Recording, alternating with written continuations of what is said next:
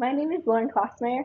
I wanted to introduce myself a little and then tell you about my study abroad experience in Italy for 2.5 weeks during the summer of 2015.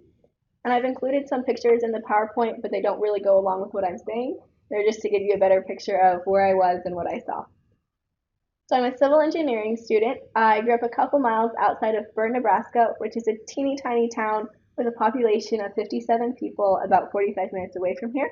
And I graduated high school from Johnson County Central in Tecumseh.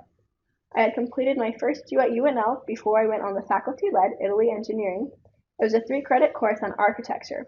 I've always found architecture really interesting and I love history, so I figured studying architecture in Italy was a perfect combination, and it definitely was. I had done some traveling before I went on the study abroad, but it was always just for fun and sightseeing. I wanted to try traveling with an academic purpose. I also like going on a summer trip because it was shorter and I wasn't committing myself to a whole semester before I knew if it was for me or not. So planning to do a study abroad can take a lot of time with getting everything filled out and making sure it fits into your schedule, but it's not impossible and it's totally worth it.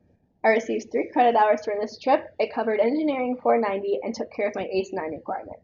If you're in the honors program, it's also worth asking if you can get credit for your time abroad.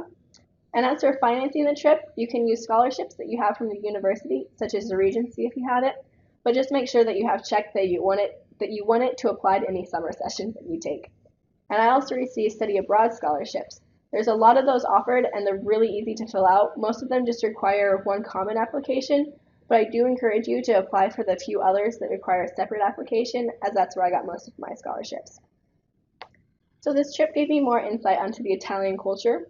The driving in Rome really is as crazy as everyone says it is. And it's just like here, it's really hot and humid and gross. And we did a lot of walking, 9 to 11 miles.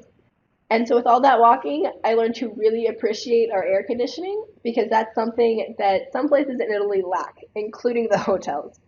So while traveling opens your eyes to all the amazing sights to see, it can also teach you not to take for granted everything that we have at home.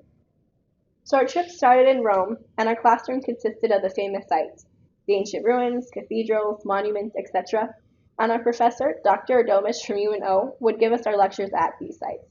For example, the Roman Forum, or standing in line to climb the Duomo in Florence, or on the bus ride to Pompeii. One of our assignments was to pick a site and give our own presentation on it, and I really enjoyed listening to everyone's presentations. Plus, it makes seeing the sites a lot more interesting if you know some history and background on them. So most of our days were filled with sightseeing and interesting lectures, giving us only the time after dinner to ourselves to rewind, relax, and go to bed. But some of the days were only half filled with touring, and so that gave us the rest of the day to use as we wished, whether it was just exploring the city, going out to eat, getting some gelato. A few of us did some sketches. It was really great just to have that free time. Some of the other days were entirely to ourselves, our free days. With these days, most of us choose to do as Dr. Adomish recommended and take a day trip to some cities that weren't planned into our itinerary. One day we took a train to Venice, and another day we traveled to Cinque Terre. And I really enjoyed these days as it taught us a lot about traveling independently with getting our own train tickets and making sure we met all the times and wasn't late.